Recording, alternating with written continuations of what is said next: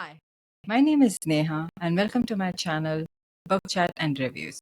Today, we are going to do a book review for Mistborn by Brandon Sanderson. This is my first book in the Mistborn era that I have read recently, and I would like to share my thoughts. But before we get started, I do want to make a disclaimer that I had read Stormlight Archive before I came in and read Mistborn in the Mistborn era. Now, people generally start the other way around, but I love Stormlight Archive, so I started searching for other books for Brandon Sanderson, and Mistborn is one of the top 10 fantasy books that is a must read. So I finally read the book and I would like to share my thoughts. I would split the review in three parts. Part one is the plot summary and what did I think about the plot summary. Part two is going to be the characters, and I will share my views about those characters. And part three, things I loved the most about the book and things I did not like about the book. So that's going to be reserved for part three. So let's get started and start with part one, the plot of the book. I really thought the plot of the book was absolutely fascinating, where you come across this young girl who doesn't know much about her powers. She has a slight inkling about her powers, a main protagonist, to win, and it's her journey through the book. And when she meets Kelsier and her growth with Kelsier is what Miss Bond is for me. I love the plot summary of the book where she is this small, poor girl trying to survive in this big, bad world. And then she finally meets a group of people. And I think she's been taught from a young age to never trust anybody at all. And she finally meets Kelsier and his group, where she is always apprehensive that something's always going to go wrong, but she also realizes like you can trust people, and her journey with Kelsier is one of my favorite parts of the book. Also, I liked that there is this magical element that comes in Mistborn, which is with metal, and there are 10 different types of metal that are there, and each metal has its own powers that does different things. I love when she's getting trained by Kelsier in different metals. Like I said, she had an inkling that she was special, but she did not know how special she was. And when these people are able to, I would say, harness all these 10 metals, they are called Mistborn. And that's where her journey, Win's journey to becoming a Mistborn, is what this book is about. Now, I would go to part two, various characters. The first character that you get introduced to is Kelsier. And I am going to say I was very interested in this character. The way the epilogue starts, I'm like, oh my god, this is nice. Kelsier is mysterious, and Kelsier is, you don't know whether he's a villain, whether he's a hero. There is this ambiguity in his character which makes him more special. You don't know whether he is a hero or whether he's a villain. And that's what I like about this thing.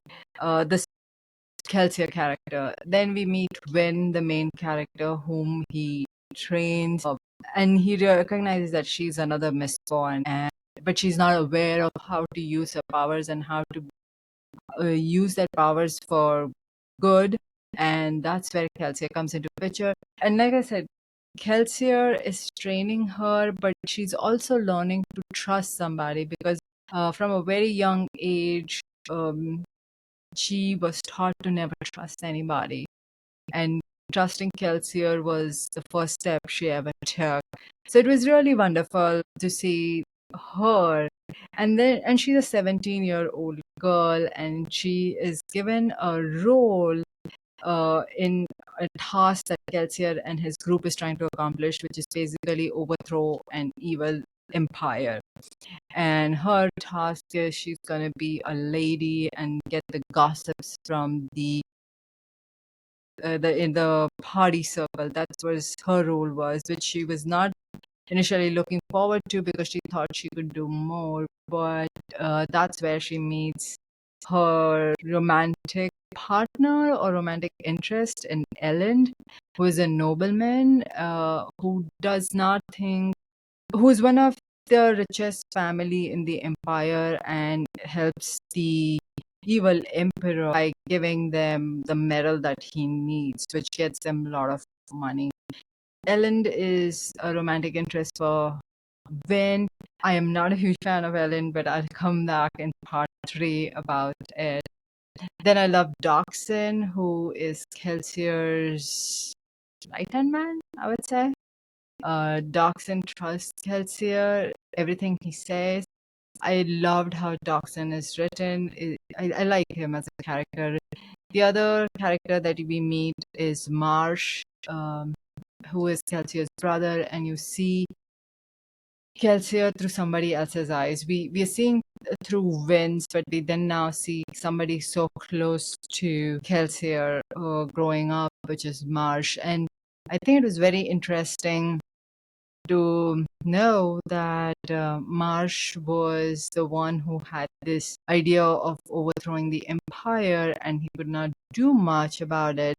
Hence, when Kelsier decided that he's going to do it, he felt a little bit of resentment for his brother, but at the same time, he was there to help him but accomplishing the task. Breeze is another character I really love.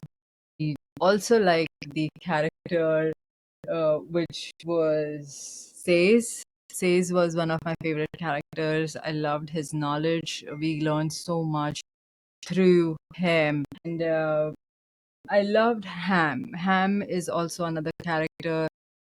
I think there are so many points of view that Brandon Sanderson brings in about overthrowing an evil empire that you get it from different characters like Breeze, Ham, Marsh, Says, Doxson. So I really enjoyed that. Then we can go down to minor characters, Ellen's father, Ellen's ex-fiance who's in there. I think that was not one of my favorite plots at all about the romance part. I like the accomplishing the task of overthrowing the empire. We also find in this that Ellen is somebody who loves books. He has this idealistic view of how things should be, how people should not be treated as slaves and everything. Again, Ellen is just, he's not realistic. He doesn't, even though he is one of the heir to the richest family, he does not involve himself in politics and everything. So I'm not a huge fan of Ellen, and that will segue me into part 3 of what I liked and what I did not like. Now, I am a biased Kelsier fan. I loved reading about Kelsier. I am crazy about Kelsier, and I was so upset when he died. I am not very happy that he dies in the book trying to save Ellen. I'm like, he's the last person he wants to save, but he does. And that brings in a little bit of it gives them the motivation to move on, and actually Vin is able to overthrow the evil empire. But I personally was very sad when Kelsier died. Kelsier was one of my favorite characters. The one of the reasons to read the book was to know what happens with Kelsier, what goes on. So I am a little discouraged to go read book 2 because Kelsier won't be part of it. Kelsier is absolutely one of my favorite characters, and I hope he comes back in Cosmere if he's somehow alive back again. And I love Kelsier. I love his group, his band of boys that he collected to overthrow the empire. I liked her journey as to becoming a Mistborn. The part I did not like was her romantic involvement with Ellen. I thought that was too cheesy for me, and I didn't think Ellen was the right guy for her. She not just because they come from different backgrounds, where he's the rich prince and she is a poor urchin. It's more about I don't like Ellen. Ellen is not the right character. Like, yes, he has noble ideas and everything, but when they finally Kelsier's group overthrows the empire without Kelsier, and then they choose Ellen to be the king, is just so strange for me. This dude doesn't know anything. All he does is read books, and I'm like, no. Why would anybody accept him as a king? He doesn't have an influence towards anybody. Like, he doesn't know how the slaves are treated. He doesn't have any empathy. I just don't know. I don't get it. I disliked Ellen so much. This book actually was ruined because of Ellen for me. And like I said, with Kelsier gone, I find it very difficult for myself to get into book number 2.